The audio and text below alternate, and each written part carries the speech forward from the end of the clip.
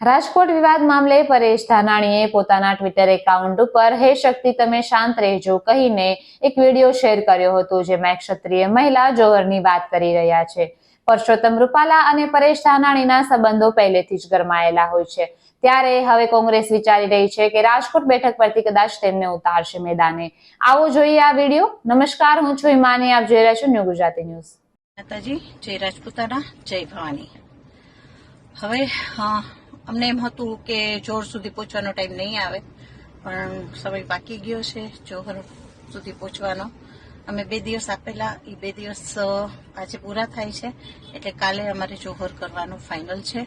આજથી અમારી બધી તૈયારી અમે ચાલુ કરીએ છીએ।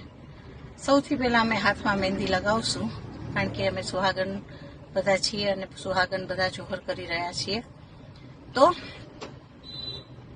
મોદીજીએ તો અમારું વિચાર્યું જ નહીં।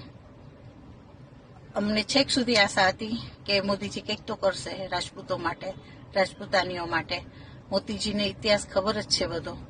ખબર નહીં કેમ રાજપૂતો અને રાજપૂતાનીઓના જે ઇતિહાસ એને ખબર છે, રજવાડા આપી દીધા છે એક જ વાર કીધું, અને તે છતાં મોદીજીને ખબર નહીં કેમ એવું નથી લાગતું કે રૂપાલાને કાઢવો જોઈએ એમ। ખબર નહીં, અમને પોતાને વિચાર આવે છે કે રૂપાલામાં એવું શું છે જે મોદીજી એને કહી નથી શકતા, મજબૂર છે કે હવે તો એવો વિચાર આવે છે કે એક પોલમપોલ હશે જેના હિસાબે મોદીજી દબાતા હશે રૂપાલાથી, કે કંઈક તો એવું હશે જેનાથી મોદીજી રૂપાલાને કહી નથી શકતા કે કાઢી નથી શકતા।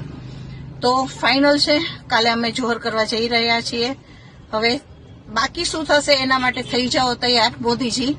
અને પાટીદાર ભાઈઓ, તમારો પણ ખૂબ ખૂબ આભાર કે તમે અત્યારે અમારા સપોર્ટમાં છો, અને તમે અમારા જવતરિયા ભાઈ છો એ કહીને તો તમે ખૂબ જ અમને ખુશ કર્યા છીએ કે તમારા જવતરિયા ભાઈ છે પછી શું વાંધો છે, એવા મેસેજ મને ઘણા બધા આવ્યા છે।